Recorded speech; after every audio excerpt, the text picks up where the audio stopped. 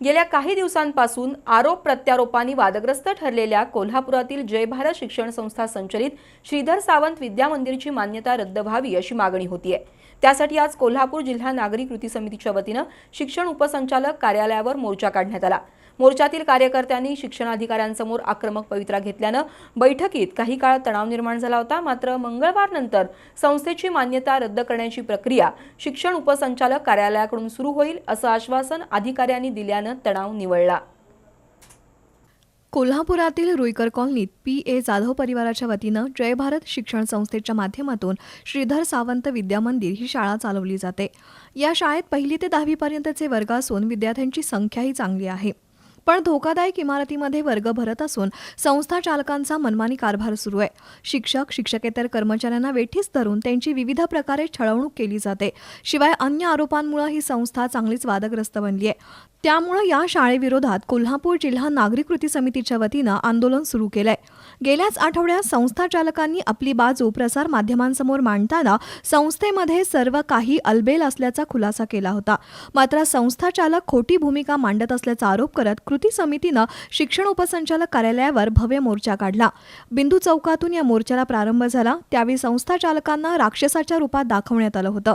शहरातील प्रमुख मार्गावरून फिरून हा मोर्चा शिक्षण उपसंचालक कार्यालयावर आला। तिथं आमदार जयंत आसगावकर यांनी मोर्चेकऱ्यांची भेट घेतली। विद्यार्थी आणि शिक्षकांचं हित तसंच कृती समितीच्या आक्रमक भावना लक्षात घेऊन शिक्षण उपसंचालक कार्यालयानं श्रीधर सावंत विद्या मंदिरावर कारवाई करावी, अन्यथा विधिमंडळाच्या हिवाळी अधिवेशनात लक्षवेधी मांडली जाईल असा इशारा आमदार जयंत आसगावकर यांनी दिला।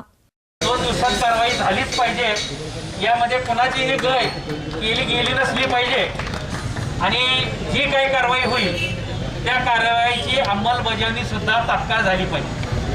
कारण अशा परिस्थितीमध्ये अशा प्रकारच्या शाळा की ज्याच्यामध्ये मुलांच्या जीविताशी खेळण्याचा प्रकार होत असेल तो कदापि त्या ठिकाणी सहन केला जाणार नाही। त्यामुळं कुठल्याही परिस्थितीत त्यामध्ये ताबडतोब चौकशी लावून त्यांना नोटिसा द्या, काही करा, परंतु त्या ठिकाणी ती शाळा स्थलांतर झाली पाहिजे।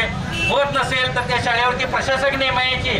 दरम्यान आमदार आसगावकर यांच्यासह शिष्टमंडळानं शिक्षण उपसंचालक सत्यवान सोनवणे, सहसंचालक सुभाष चौगुले, जिल्हा परिषद प्राथमिक शिक्षणाधिकारी आशा उबाळे यांच्याशी चर्चा केली।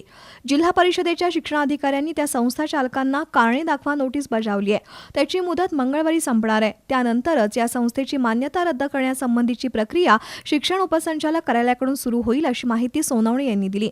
शाळेची मान्यता रद्द होत असताना या शाळेतील विद्यार्थी आणि शिक्षक शिक्षकेतर कर्मचाऱ्यांचं सोयीच्या शाळेत समायोजन करण्यात येईल असंही सोनवणे यांनी स्पष्ट केलंय। कृती समितीचे निमंत्रक अशोक पवार यांच्या नेतृत्वाखाली निघालेल्या या मोर्चात रमेश मोरे, सुधाकर सावंत, मनोहर सरगर, बाबा महाडिक, सुनीता पाटील, गीता हसूरकर, रामभाऊ कोळेकर, चंद्रकांत सूर्यवंशी यांच्यासह शिक्षक शिक्षकेतर कर्मचारी सहभागी झाले होते।